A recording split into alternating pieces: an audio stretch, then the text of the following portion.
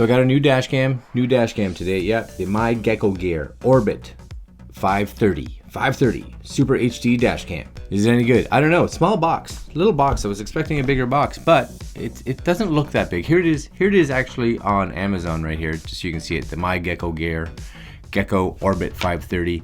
It's at 1296p. It's a weird number, but that's what it is. Sony sensor dash cam with built-in Wi-Fi. That's cool. Built-in Wi-Fi. Night vision.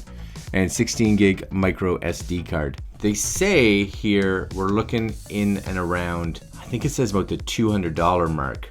Now that's Canadian. Now I'm curious just to see what it is US, because sometimes I do find on the Amazon.ca that the prices can be a little higher than what they are in the US. So maybe not bad. $126 looks like US, so that's on Amazon.com.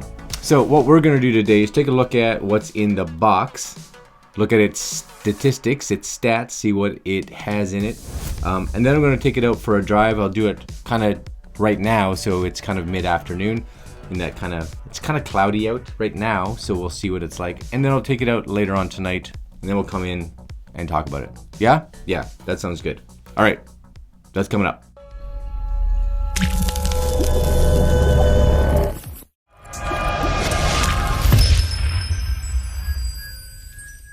Okay, my friends, so here you go. This is the Orbit 530 Super HD dash cam by myGEKOgear. So statistic-wise, it says here, Super HD 1296p camera, 2-inch LCD screen, built-in Wi-Fi, stop and go, driver fatigue warning. I'm not sure what that is. We'll find that out. Anything else here on the box? Not really on the sides, but on the back, same thing. Sony Starvis sensor, wide angle 140 degrees, G sensor. Supports upwards of a 64 gig, just so you know, 64 gig micro SD card. Wi-Fi app controlled, motion detection, stop and go, driver fatigue warning. I'm still curious about that. Headlight reminder. I actually have another dash cam that I'm using right now that has things like headlight reminders and has lane stuff. WDR, so wide dynamic range, that should be good. Super capacitor and parking mode. What's in the box? It says windshield suction cup mount, dash cam, 3M sticker mount, like that it comes with both. Includes, now this is cool, you don't see this in a lot, includes a 16 gig micro SD card, so that's awesome. Quick user guide and card charger and power cable. All right, let's crack it open, shall we? Okay, trusty knife, break that little seal right there. I think that's it, that's all we need to do. And this should be a nice, super simple open. Here's the box. So what do we get? We get the camera, we'll look at that in a second. We get the accessories. So number one, we get a little, I'm not gonna open it because I have one of these in the car, so I don't need to open it. This is your cigarette lighter USB adapter, so 12 volt adapter, so you do get one of those. You do get here, this is your cable, which is, you're gonna plug this in normally. This goes into this, into your 12 volt cigarette lighter. This is gonna go into the back of your dash cam. So this is a micro USB, so you can see, micro USB, super handy. You get a suction mount as well as a sticky mount, it says. So your decision which you want. I'm going to use the suction mount because I don't know if this is going to be a permanent fixture in my car. We're just kind of testing it right now to see what we think, and if we like it, maybe we'll keep it. If we don't, maybe I'll give it to a friend. We'll see.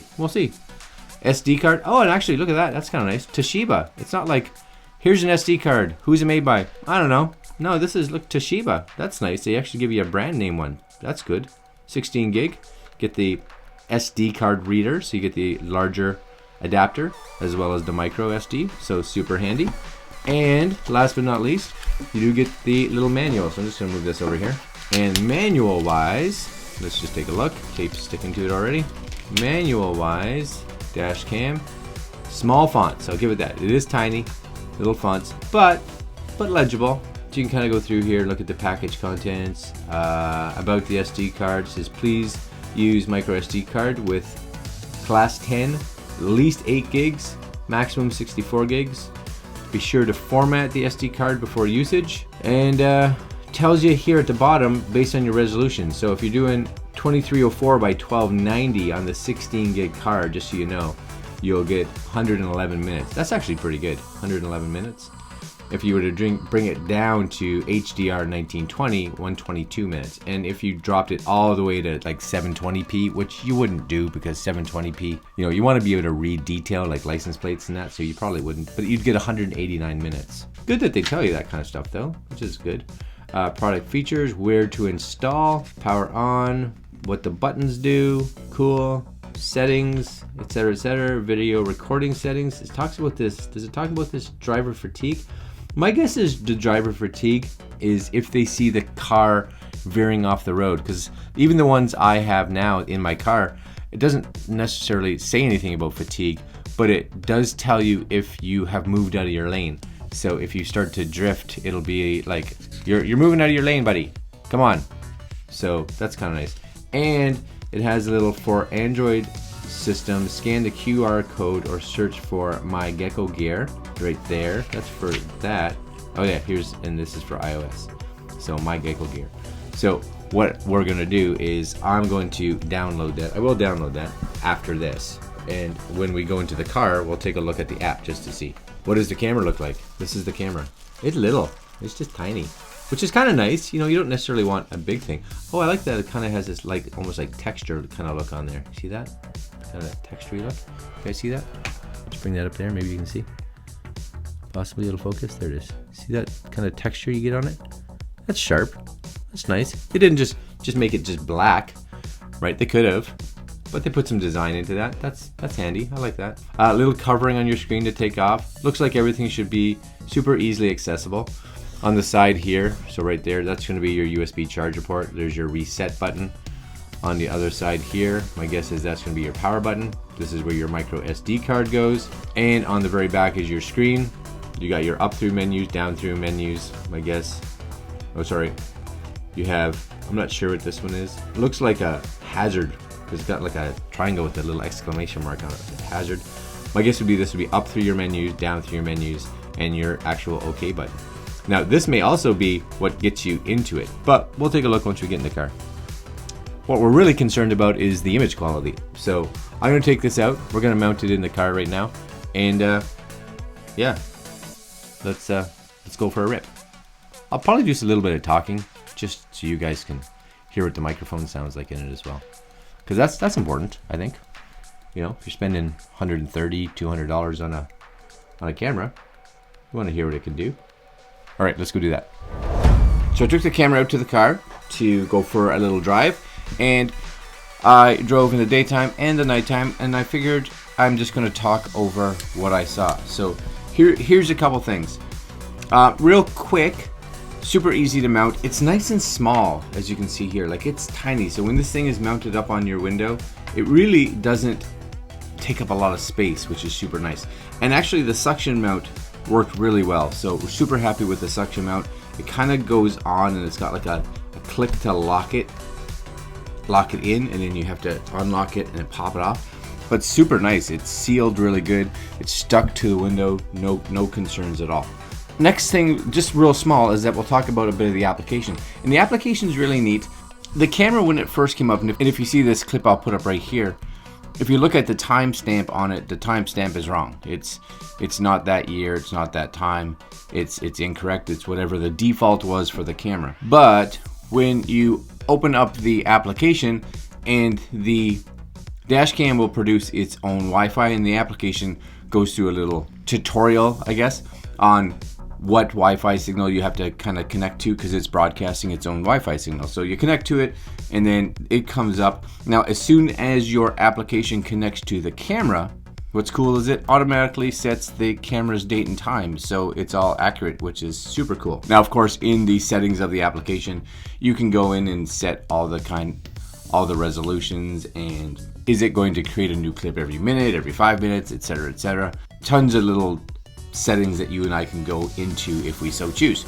I chose the, I think it's, 1296p resolution. I'm gonna just kind of bring that into my next topic, which is one of the main things that you look at when you're looking at a dash cam, is things like quality of the actual image. So one of the things to realize is that if you are recording in this 1296, I believe it is, or whatever number that was. It really records in a 4:3, and it records in a kind of a weird number. It's like a 17, I don't have the computer in front of me. It's like a 1750 by 1296. So it's not 1920 by 1080, which is your standard widescreen. It's really like a 4:3 HD, which is really weird.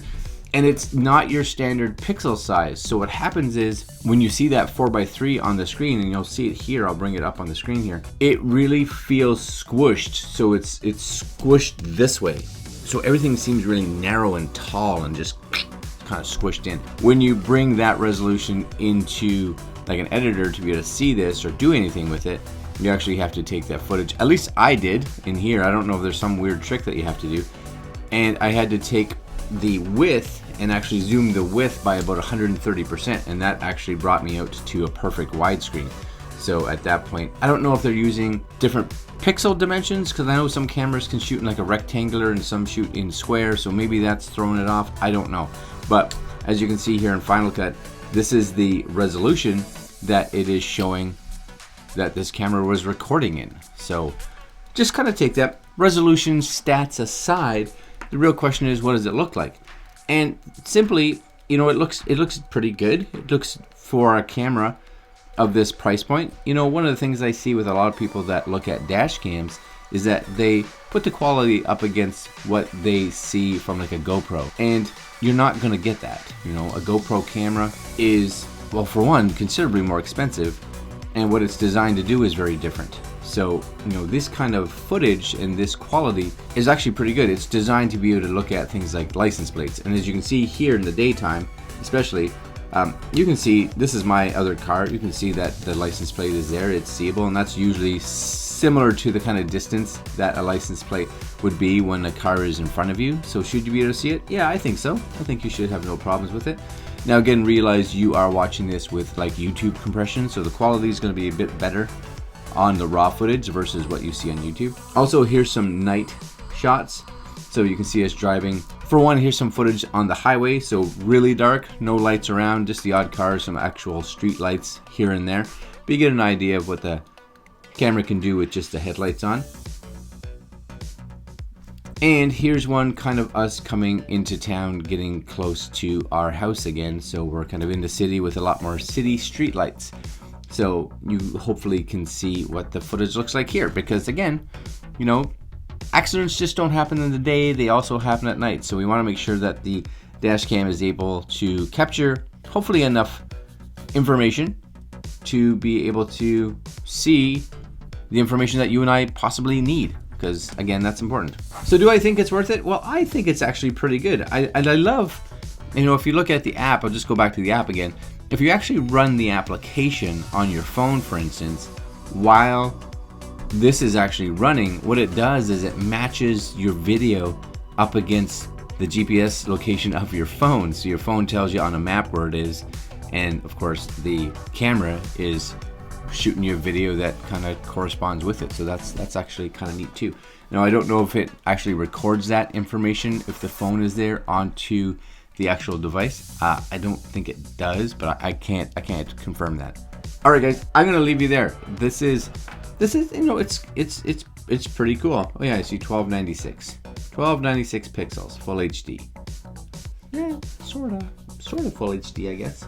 All right, guys. Anyway, there you have it. This is the myGEKOgear Geko Orbit 530 1296p Sony sensor dash cam. So it says SHD. I'm not, means maybe Super HD, I guess, possibly, maybe.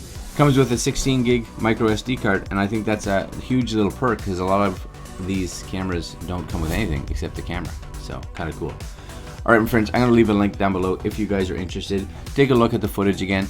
If you think the footage is good, cool. If you think you want better, then it's time to look for a more expensive dash cam, I guess. All right, guys, again, link down below. Like, comment, share, and subscribe. And as per the usual, we will see you guys in the next video. Later, my friends.